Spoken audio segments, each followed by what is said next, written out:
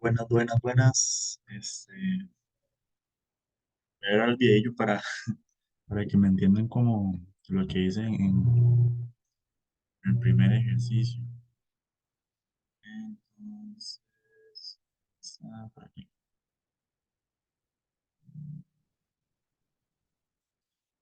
Ok,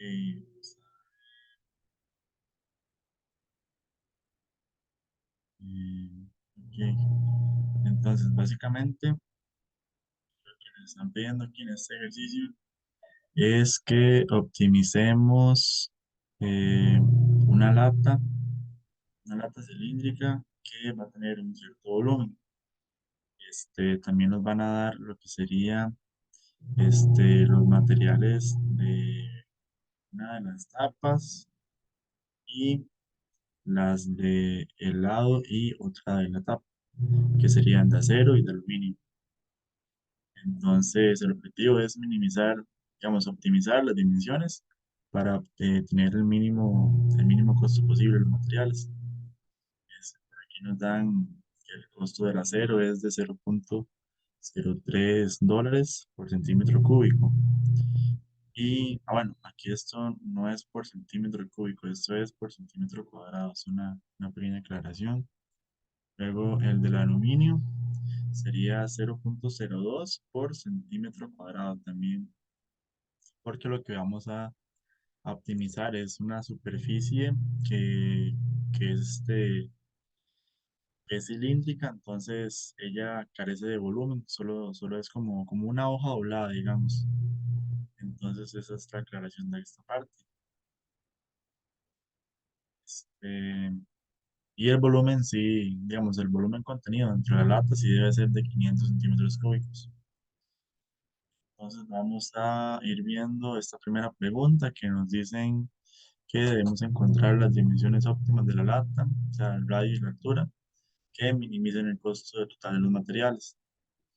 Entonces, por acá, lo primero que vamos a hacer es considerar, bueno, un cilindro que va a ser el de la lata, cuyo volumen es igual a 500 centímetros cúbicos. Este, Recordando la fórmula del volumen de un cilindro, vendría siendo dada por esta notación que tenemos por acá, que significaría el volumen del cilindro, que sería igual a pi por el radio al cuadrado por la altura. Y aquí viene esta aclaración, que es justamente eso. Luego, si consideramos la información del enunciado, tenemos que el volumen del cilindro era igual a 500 centímetros cúbicos. Entonces, igualamos el volumen del cilindro a la información del enunciado. Esto es más importante adelante, pero por el momento lo que querríamos hacer es construir una función de costo que este, sea dada por una única variable. Entonces, vamos despejando lo que sería el h para verlo en términos de R. Entonces, vamos a ver por acá el área de la superficie de la lata, en centímetros cuadrados, ¿verdad? La vamos a denotar por el área del cilindro, que sería este, 2pi por r al cuadrado más 2pi por r por la altura. Ahora con esto, si ya procedemos como a separarlo parte por parte, desmenuzarlo, ¿verdad? Porque veamos que lo que nos dan en el enunciado es un poco como una suma ponderada, ¿verdad? Dependiendo del costo, eso nos va a implicar un área o la otra, entonces vamos a irlo dividiendo así. Primero vamos a trabajar con el área de la superficie de aluminio, que eso sí sería eh, a una de las bases de la lata y su recubrimiento cilíndrico. Entonces sería más o menos como la parte que envuelve, digamos, todo el cilindro y una de las tapas. Este, entonces lo tenemos por acá, ¿verdad? Vean que en vez de tener dos tapas, lo que vamos a tener es una tapa y la parte del cilindro. Entonces, ahora, si lo multiplicamos por el valor del aluminio, vamos a tener que el área el costo de la superficie de aluminio sería eh, toda esta cuestión de acá por el costo del aluminio. Ahora procedemos con lo mismo, pero para la superficie de acero. Lo denotamos con A de A sub C y que va a ser igual a una de las tapas. Igual lo multiplicamos por el costo para obtener el costo de la superficie de acero. Ahora, como ya tenemos el costo de la superficie de acero y el costo de la superficie de aluminio, vamos a hacer una suma que nos va ahora sí a, a devolver el área de la superficie de la lata y la denotamos por A sub L y signo de dólar, que sería todo esto de acá, que sería básicamente sumar ambos costos.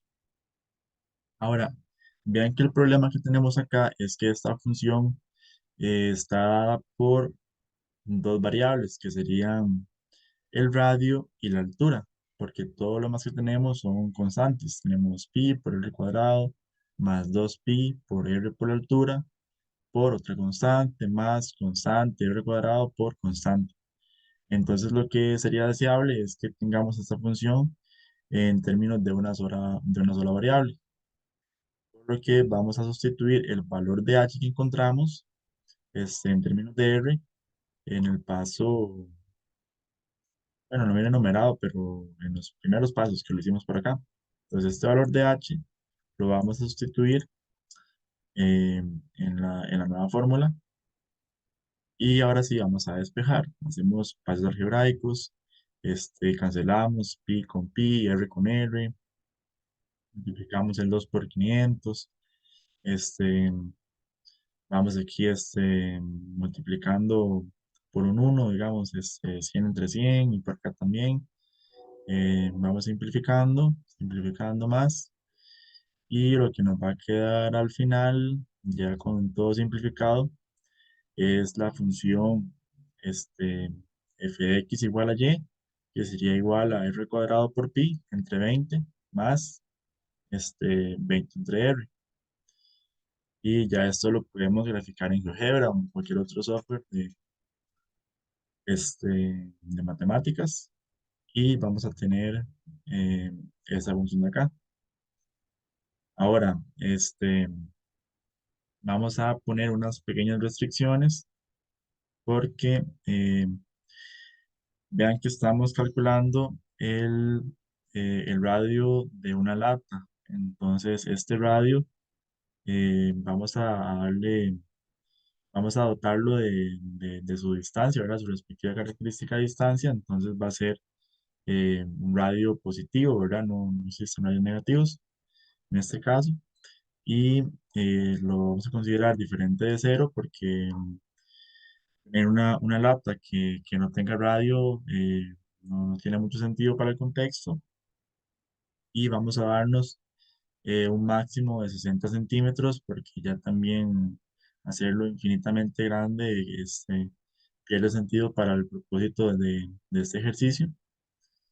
Sin embargo, luego vamos a considerar qué pasa cuando ese radio se hace infinitamente grande o infinitamente pequeño. Pues ya con esta información ya podemos dar respuesta a la primera pregunta y para ello lo que vamos a considerar es el punto mínimo absoluto de esta función del costo. Entonces, procedemos a, a considerar los candidatos, que en este caso serían los puntos críticos de la función y los extremos de la frontera del intervalo. Entonces vamos a proceder a calcular la frontera, que sería f de 60, y también vamos a proceder a derivar la función. Aquí empezamos a derivar la función, aplicamos las propiedades básicas, ya encontramos la derivada, igualamos a cero para encontrar los puntos críticos, hacemos suma de fracciones, nos queda esta igualdad. Vean que el denominador En este caso no podría convertirse en cero, entonces el único valor que nos va a interesar sería el numerador. Igualamos cero al numerador y obtenemos este punto crítico de acá. Este, este punto crítico, vamos a aplicar el criterio de la primera derivada para ver el comportamiento de la derivada. Este f de x no va aquí, solo la derivada. Este, vemos los factores, cómo se comportan. Encontramos que la derivada es negativa de cero al punto crítico y luego del punto crítico a 60 es positiva. Por lo que vamos a tener que la función f de x original va a tener un comportamiento decreciente y creciente con respecto a este punto crítico, que en realidad sería un mínimo relativo. Ahora calculamos la imagen del punto crítico y tenemos que esta imagen va a ser menor que la imagen de la frontera, por lo que podemos concluir que el mínimo absoluto de la función de costo va a ser r igual a la raíz cúbica de 200 entre pi. Y entonces este valor ahora sí lo sustituimos en el valor de h para encontrar la altura correspondiente de esa lata. Por lo que a la primera pregunta teníamos que las dimensiones óptimas serían h y aproximadamente a 9,9823 centímetros y r igual a raíz cúbica de 200 entre pi centímetros. Ok, seguimos con el costo total de los materiales para las dimensiones óptimas encontradas. Entonces, en este caso sería simplemente reemplazar el radio en la función de costo. Y eso nos estaría dando ya justamente el valor, el valor mínimo de los materiales, ¿verdad? Que tenemos en la función de costo. Y por acá tenemos cómo se vería en la gráfica. Sería este puntito de acá, el mínimo de la función y el costo mínimo de los materiales de la lata en dólares, ¿verdad? Ok, por último tenemos cómo se comporta el costo cuando el radio de la lata tiende a cero. Entonces aplicamos el límite de la función de costos, separamos por la suma de los límites, sacamos las constantes. El límite de cuando r tiende a cero por la derecha de r al cuadrado sería cero.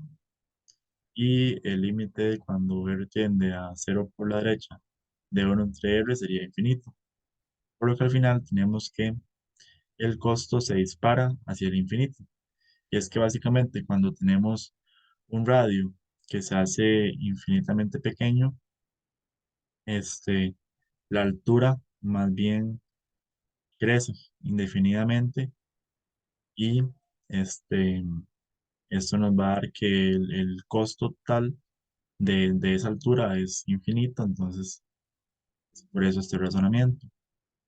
Ahora, cuando el radio tiende a cero, no, mentira, aquí es cuando el radio más bien crece indefinidamente. Tenemos las mismas propiedades de los límites, pero en este caso cuando evaluamos, eh, más bien sería este, sería de esta forma, ¿verdad? Que pi entre 20 por infinito nos va a dar infinito, más 20 por cero que nos va a dar cero, que igual el costo es infinito. Y eso es muy bien, es al contrario porque cuando cuando el radio se hace muy grande, más bien la altura se hace muy pequeña. Entonces, igual el costo de esa superficie se dispara al infinito. Y, bueno, eso es, vale.